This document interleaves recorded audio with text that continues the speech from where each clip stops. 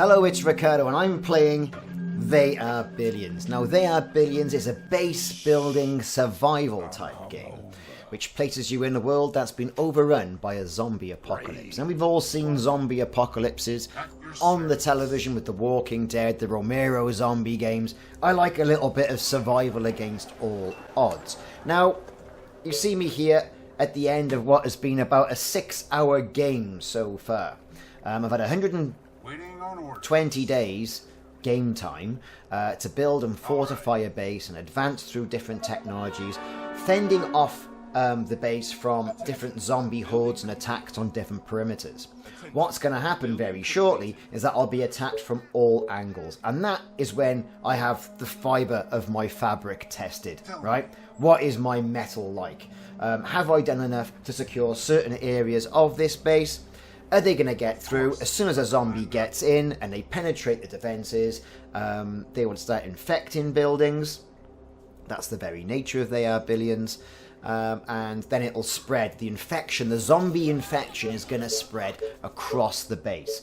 Now, I've got quite a few different buildings here. I've got obviously dwellings with stone houses. You start off with tents, you go all the way through to wood houses and then stone houses. I've got power stations, I've got stone mines, I've got metal mines, I've got farms, I've got mines that are mining gold.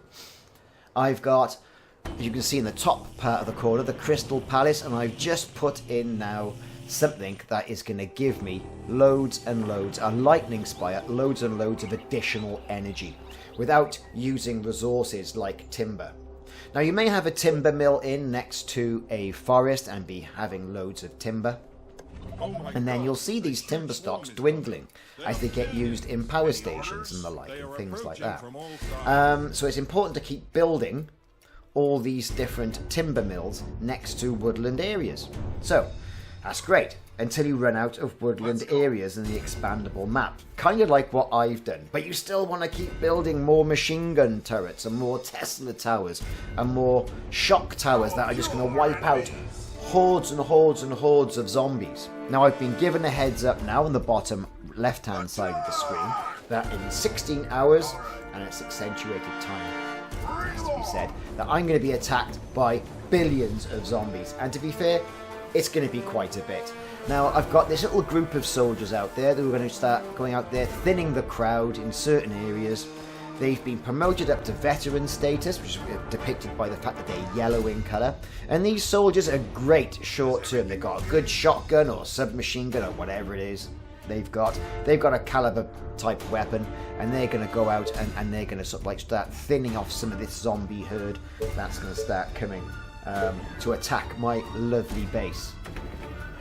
I've got catapults, I've got machine guns, turrets, and it's all sort of set as sort of like neo-gothic steampunk sort of era, which I particularly like, so does the missus. I've got a bank there to ensure that I have additional funds coming in from that surrounding occupancy. I've also got an inn built, which will allow me to hire mercenaries if I had any money. Again, I've got blue farms, which are advanced farms. I've got a forge that lets me build things like machine gun turrets, oil derricks, and other advanced types of weapons and buildings. So the whole idea of this is to survive the zombie horde that is basically on its way. We've got 9 hours now, game time, to go before they rock up and give me a good pasting. Now, I've been trying to get this level completed for quite some time. It really has been a pain in the bum. Every time I try and build something up, they completely find a little way in where you may have overlooked something, a little gap in the perimeter, or perhaps your walls aren't strong enough, and that's it. They're in. The infection spreads. You might as well just cancel the game and start again. Because once they're in, it's very unlikely, with my sort of method of base building, once they're past the initial perimeter, they're going to get past the rest of it. Their numbers are going to swell, and that's going to be the end of that. Now, I have to pass this level with a passing score of 60% to allow me to gain access to level 3, which is the Frozen Wastelands. Now, this involves having a shorter amount of time, allocated to you to build your base before you get attacked by the Billions horde. Also, you have a more densely populated map as well. That gives you that 60%. Now, I've put my soldiers into those turrets. Now, these turrets aren't going to really do much. But you can see I'm now starting to get attacked. These white creatures there, they're banshees. They'll jump over the walls, and here come a huge swarm. If you can see on the mini-map in the bottom left-hand side as well, there are thousands, right? Thousands of individual zombies on screen. This really is a great game. You know, it really is a fantastic game. As you can see, my guys in the turrets, they're already being pasted. Some are running away. I've got them to try and run away into that other section. The machine guns are opening up. The shock tower is opening up. And so we go to some of the other locations as well, where I've got some quite heavy defenses. There's a big top left-hand corner horde coming into that section. That section may fall. I'm not very confident. Whereas at the top ends of the map, I think the terrain is funneling them into some sort of a formation, where that formation is making them easier to pick off. Now, my soldiers, they've been taken out, but they have done quite a bit of damage to the advancing horde in from the south. The machine guns are going to kick off. They're opening up, you can see them firing, they're wiping out great swaths of zombies. And of course some of the larger zombies as well. From the north, I've got 1, 2, 3, 4, possibly 5 streams coming in, but I'm very heavily defended at the top.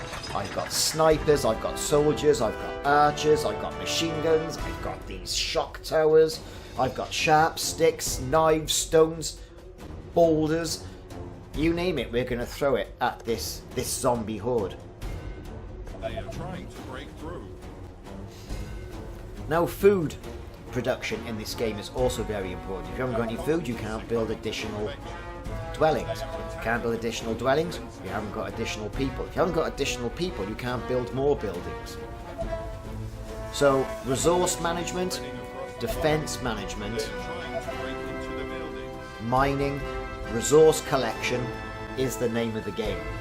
Now, as you can see here, I'm starting to panic a little bit. They're still opening up. We've cleared it at the bottom right-hand corner. They're okay. This section here could fall. I'm going to have to start building some additional defences here.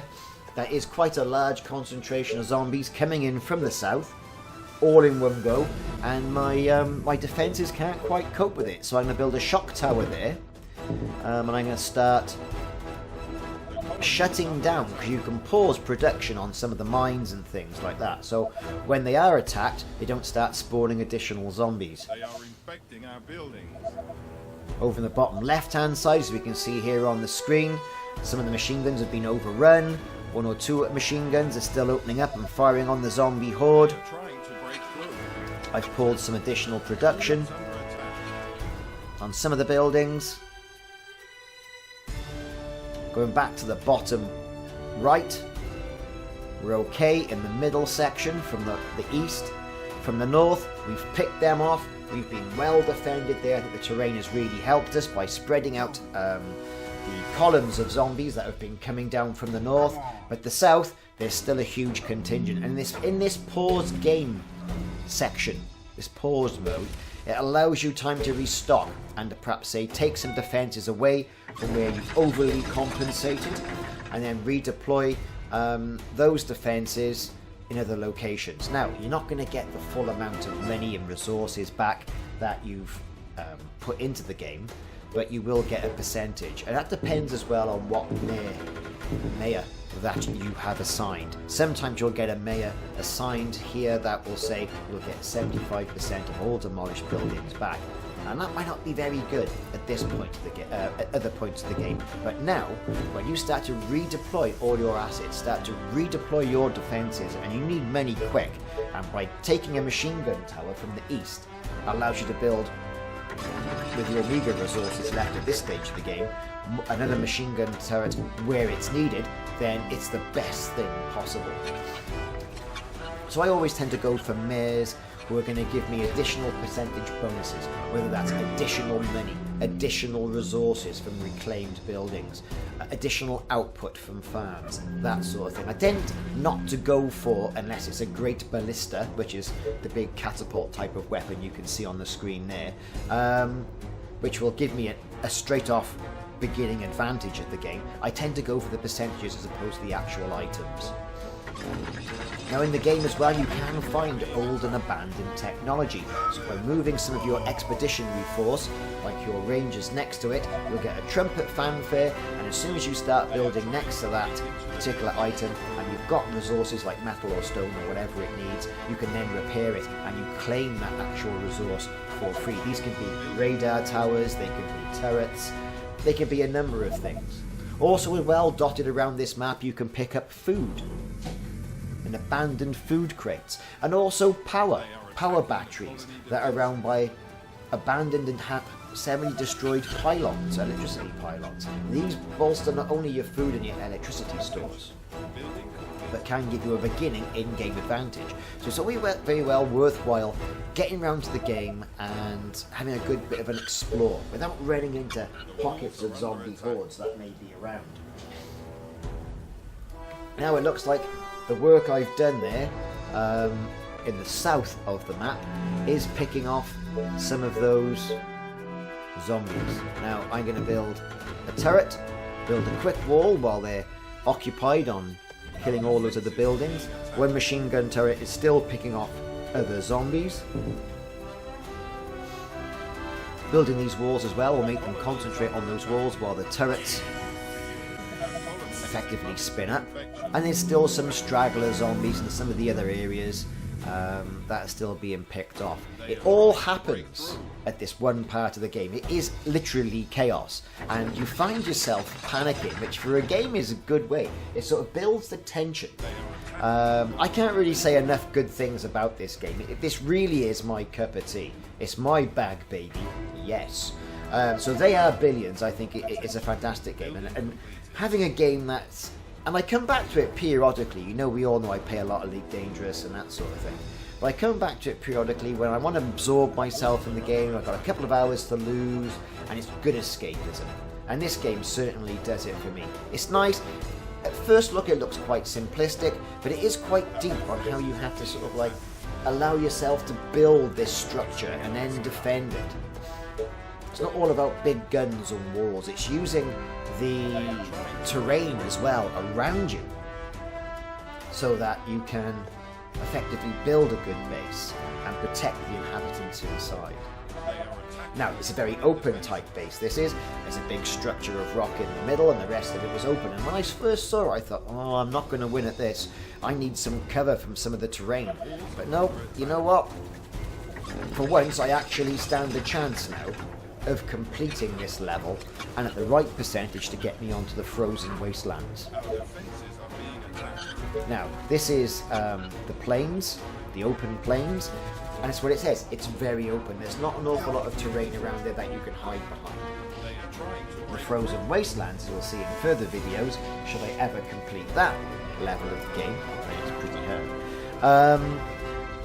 You've got lack of food, lack of resources. It's frozen, you know.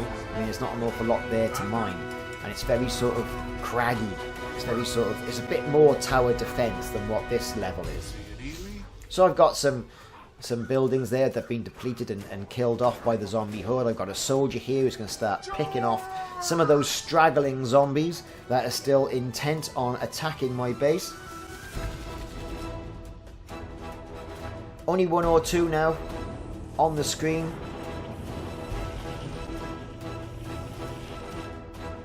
I've really enjoyed it. It's been an absorbing level. It's been hard going on completing it, but now I've actually done it. What a sense of accomplishment. It has to be said. You do get a good sense of accomplishment for this game. The creators of this game, they deserve a big pat on the back. I mean, this is great. Now, this might not be everybody's cup of tea. It certainly is mine. But, you know, what you got to think of is what gives you enjoyment in a game. Is it immersion? Is it the ability to switch your brain off and defend yourself against all these hordes? But if you haven't done so, do me a favour. If you're still with me, hit that subscribe and that like button. And also that notification icon. And that'll let you know when I'm putting more videos of computer and Xbox gameplay on YouTube. And a like and a subscribe goes a hell of a long way these days. So anyway, I've kind of been Ricardo. This has been They Are Billions Level 2 at 60% where I've completed it, and I have destroyed that zombie horde. Finally, after many months. Thanks for watching.